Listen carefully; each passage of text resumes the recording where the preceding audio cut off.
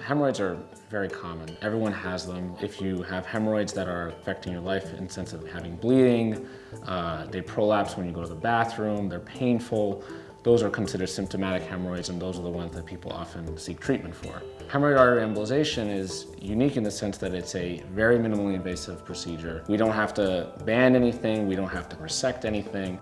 It's a same-day procedure. The patient comes in the morning and will leave in the afternoon.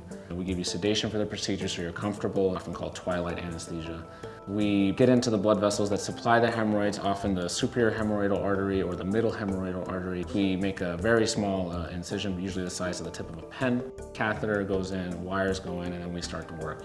Typically, patients don't feel anything when we're working. You only feel the numbing medicine on the skin, where either on the wrist or on the groin. And then once we're in the arteries, there's no sensation of what we're doing. We do use dye. The contrast that we use with the dye allows us to see under X-ray guidance, and that's how we can tell where we're going. And once we're in the blood vessels and we get down to the arteries that we want to get into, those rectal arteries that we're trying to treat, and we block the blood flow using coils, which are like slinkies if you remember when you were a child. You put those in the arteries, they block the blood flow. And by stopping the blood flow, we starve those hemorrhoids from their blood supply, and they shrink and they kind of shrivel up and go away.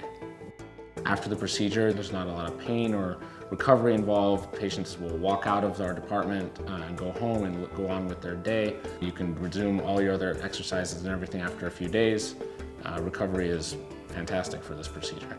Patients who should come see an interventional radiologist for this procedure are ones that I would say have hemorrhoids with bleeding that's not responding to changes in their diet or hygiene, or they tried some minimally invasive surgery such as banding and such, and that's not seemed to work, who don't maybe want to have a big surgery or some kind of resection in that area where it's very sensitive and can be very painful afterwards, or it can have other complications. Those are the patients that are ideal for us to see because we can treat this from a minimally invasive approach and have great outcomes.